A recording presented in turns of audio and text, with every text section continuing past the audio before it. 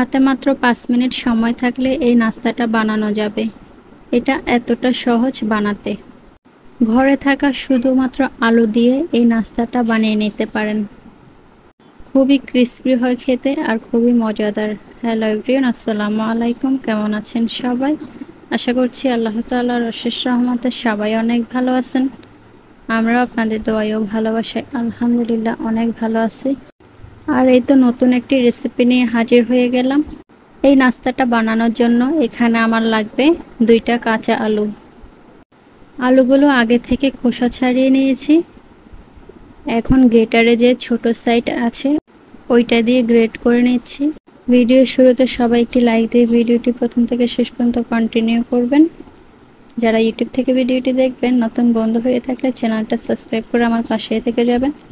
যেহেতু আমি ছোট সাইজ দিয়ে গ্রেট করেছি তাই আলুটা তাড়াতাড়ি সিদ্ধ হয়ে যাবে। এখন আমি পানি দিয়ে ধুয়ে নিতেছি। পানিগুলো খুব ভালো করে ঝরিয়ে নিতে হবে। কাঁচা আলু দিয়ে এই নাস্তা বানাতে কম সময় লাগে আর খেতে দারুণ মজা লাগে। আলুগুলো পানি ঝরিয়ে তুলে নিয়েছি। এখন আমি এখানে একে একে অ্যাড করব 1 চামচ হলুদের গুঁড়ো, 1 চামচ মরিচের গুঁড়ো আর 1 চামচ ধনিয়ার গুঁড়ো। যেহেতু আলু 2টা নিয়েছি, দিয়ে দিলাম স্বাদ মতো লবণ, দিয়ে দিলাম এখানে কাঁচামরিচ কুচি। এখন দিয়ে দিলাম ময়দা। এইবার সবগুলো উপকরণ একসাথে খুব ভালো করে হাতে মাখিয়ে নেব। এইরকম আলগা আলগা করে মাখিয়ে নিতে হবে, তাহলে ক্রিস্পি হবে খেতে। মাখানো হয়ে গেলে এখন সবগুলো আমি গোল গোল শেপ করে চ্যাপটা করে নিতেছি। আগে থেকে সবগুলো একসাথে তৈরি করে নেব। এখানে 2টা আমি বানিয়ে নিয়েছি, বাকি সবগুলো ঠিক একইভাবে গোল গোল শেপ করে বানিয়ে নেব। এই যে সবগুলো আমি গোল গোল শেপ করে তৈরি করে নিয়েছি। দেখুন, এই নাস্তাটা চায়ের সাথে খেতে বেশ ভালোই লাগে। এইবার চুলায় কড়াই বসিয়ে দিলাম। কড়াইতে পর্যাপ্ত পরিমাণে সয়াবিন তেল দিয়ে দিলাম। তেল খুব ভালো করে গরম হয়ে গেছে।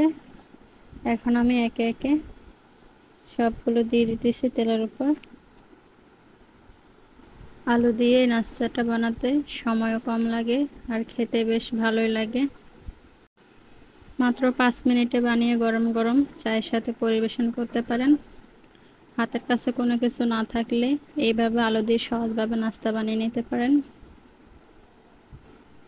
খুবই অল্প আঁচে ভাজতে হবে, না হলে ভেতরে কাঁচা থেকে যাবে। এক পাশ হয়ে গেছে, এখন আমি একবার উল্টিয়ে দেব। সবগুলো আমি খুব ভালো করে উল্টিয়ে দিয়েছি। এভাবে হালকা আঁচে ভেজে নিতে হবে সবগুলো। আমার ভাজা হয়ে গেছে, এখন আমি একে একে তুলে নেব।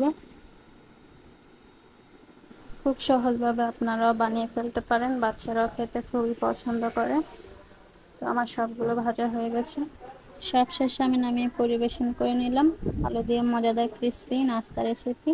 ভিডিওটি ভালো লাগলে লাইক কমেন্ট শেয়ার করে অবশ্যই পাশে থাকবেন। আজকের ভিডিওটা এই পর্যন্ত। সবাই ভালো থাকবেন, সুস্থ থাকবেন আর আমাদের জন্য মন থেকে দোয়া করবেন।